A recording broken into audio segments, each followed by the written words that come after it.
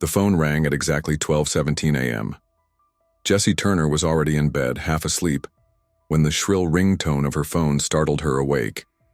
Her heart pounded in her chest as she reached for it, squinting against the glow of the screen. Incoming. Call. Emily. Jessie's breath caught in her throat. Emily had been her best friend since childhood. They had shared everything: secrets, dreams, even their darkest fears. But Jessie hadn't spoken to Emily in over a year, because Emily was dead. Her finger hovered over the decline button, but curiosity, or maybe something darker, made her answer. "Hello?" Jessie whispered, her voice barely audible. Silence. Then, a soft, crackling static. "Jessie?" The voice on the other end was weak, distorted, barely recognizable. But it was Emily. Emily? Jessie sat up, her pulse racing. "How? Help me." The voice wavered, growing fainter.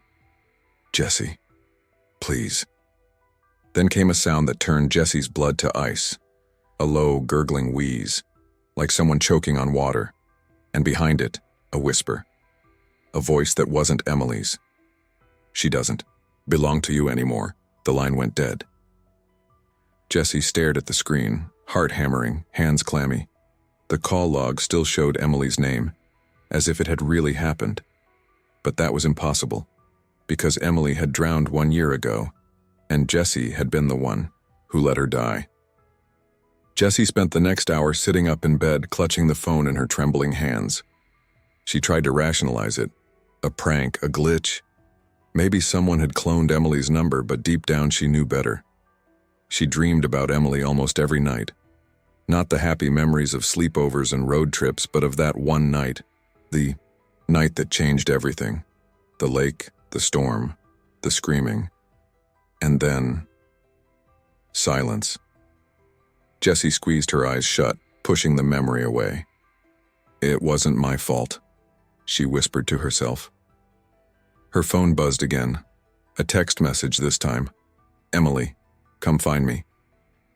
Jessie's breath hitched in her throat. She stared at the words, her mind racing. No, this was impossible. Emily was dead. There was no finding her. Unless... A sharp knock at her bedroom window made her jump. She whipped her head toward the sound. The window was closed, the curtains drawn, but a shadow passed across the glass. A figure standing outside. Jessie's breath came in short gasps as she forced herself to move. She tiptoed toward the window and with a shaky hand, pulled the curtain aside. No one was there, but pressed against the glass was a wet, muddy handprint. Jessie didn't sleep that night. The handprint was real. She touched it, felt the dampness, the grit of mud. But by morning, it had vanished, leaving only a faint smudge behind. She called her best friend Sarah as soon as the sun rose. "You sound like you saw a ghost," Sarah said, laughing. "And don't even say it, I know what you're thinking." "It was Emily," Jessie whispered. "I swear, I got a call, a text, and someone was outside my window." There was silence on the line. Then Sarah sighed. "Jessie, I know you miss her, we all do, but you have to let go." "What if she's not gone? What if she's..." Jessie hesitated. "What if she's trapped?" Sarah's voice turned cold. "Stop. You know what happened that night. Emily drowned. You and I both saw her go under. We called for help, but it was too late." Jessie gripped the phone.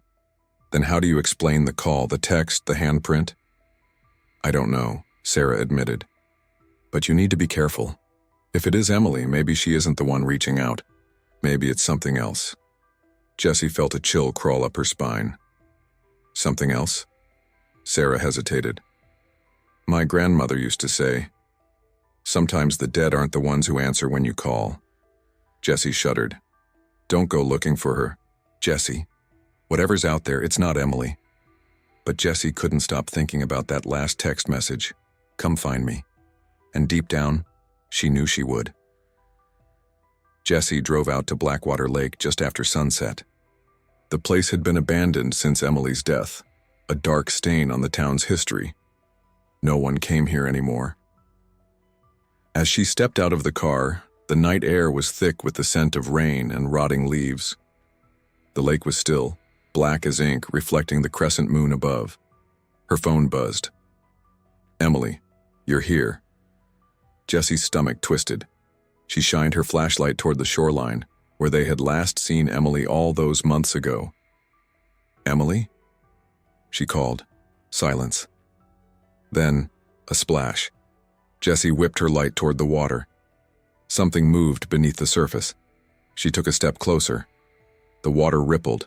A figure began to rise. Emily, her skin was pale, waterlogged, her eyes hollow. Her hair clung to her face in long, dark strands. Jessie stumbled backward, gasping. "You left me," Emily whispered, voice gurgling. "No," Jessie choked. You let me drown." Emily lunged. Jessie screamed as cold, wet hands grabbed her, yanking her toward the water. She struggled, kicking, but Emily was impossibly strong. "Come with me," Emily hissed. "Stay with me." Jessie felt herself sinking, water rushing over her head. Her last thought before darkness swallowed her whole was a phone ringing somewhere in the distance. Next day, Sarah was sitting in her bedroom, scrolling through her phone. A notification popped up. Incoming call. Jessie. Sarah's heart stopped. Jessie had drowned in Blackwater Lake last night. The phone kept ringing. Hesitantly, she answered.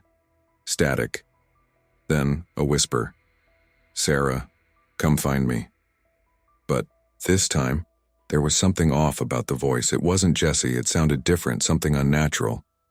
The whisper was low, guttural. "Sarah," the voice rasped, a strange, haunting echo that sent a chill through her body. "Do you remember the deal?" Sarah froze. "Deal?" she whispered, her mind racing. The voice on the other end laughed, a twisted, sickening laugh that made her blood run cold. "You thought you could save her. You thought you could leave it all behind, but you were wrong." Sarah's heart pounded in her chest as the voice continued. "It's not just Jessie you'll find, Sarah. It's the others. The ones who were never meant to escape." Suddenly the line cut off. Sarah stood trembling, her head spinning. Was it possible? Could Emily and Jessie have been bait?